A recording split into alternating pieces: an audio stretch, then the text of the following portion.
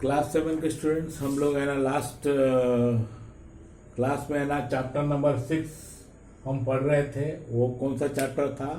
Towns, traders and craftsman people. Town, traders और craftsman people का हम चैप्टर पढ़ रहे थे। क्लास 7 के स्टूडेंट्स अच्छा कॉन्सेंट्रेट करके सुनेंगे। उसी चैप्टर का आगे का पोर्शन हम आज पढ़ाने जा रहे हैं, सुनेंगे। आगे का पोर्शन में Surat, the gateway to the west. Surat क्या है? पश्चिम का एक गेटवे है। Location of the port town, the port city of Surat is located on the banks of river Tapti in Gujarat. Surat का लोकेशन क्या है?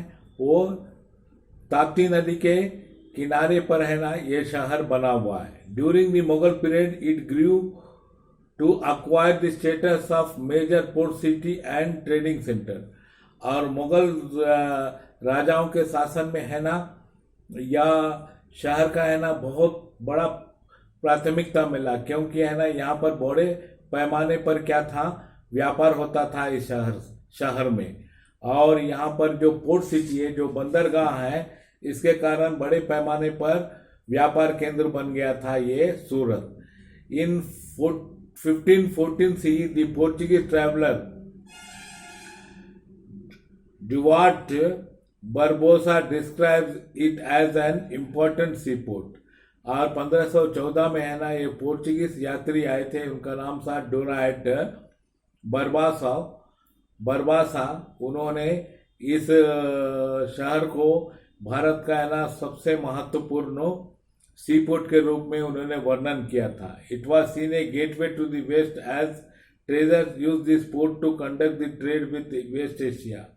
और इसको वेस्ट का मतलब पश्चिमी भारत का है ना गेटवे कहा जाता है। इसीलिए कहा जाता है कि इसी होकर है ना पश्चिमी एशिया से बड़े पैमाना पर व्यापार किया जाता था। It had a fertile hinterland which provided food and other resources. और सूरत में है ना सूरत का जो जमीन है ना बहुत उपजाऊ है, और जिससे है ना which provide food and other resources as well as wealthy banking community।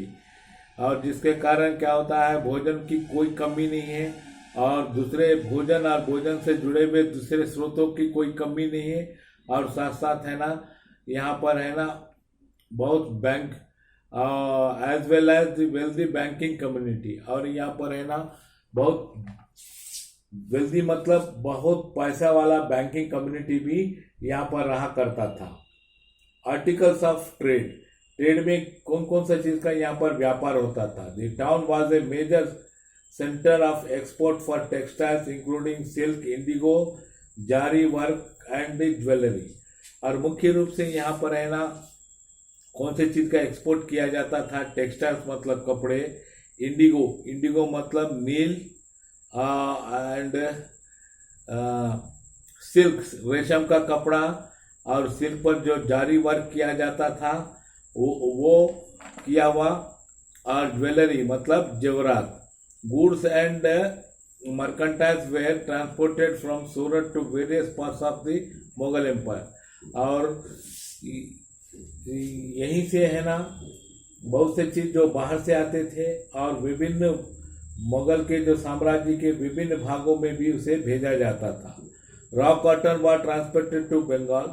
और रॉ कॉटन मतलब जो रुई होता है, वो रुई का है ना बंगाल को भेजा जाता था। The fine cotton textile produce in Bengal. और वहाँ से है ना एक अच्छा सूती का कपड़ा बनाया जाता था उस रुई से। And were transported to Surat to ship out to West Asia. और बाद में उसी कपड़ा को है ना सूरत लाया जाता था, जहाँ से है ना वो जहाज द्वारा पश्चिम एशिया और पूर्वी अफ्रीका और मलबार तक एक कपड़ा को भेजा जाता था। Custom house and imperial mint, Surat had some important places like the custom house. Surat में क्या था? एक कस्टम हाउस भी था। वे ट्रेडर्स पेड टैक्स, और जहाँ पर है ना व्यापारियाँ क्या करते थे, अपना कर चुकाते थे। The imperial mint, where traders from foreign countries gave their gold and silver in exchange for coins of Mughal Empire।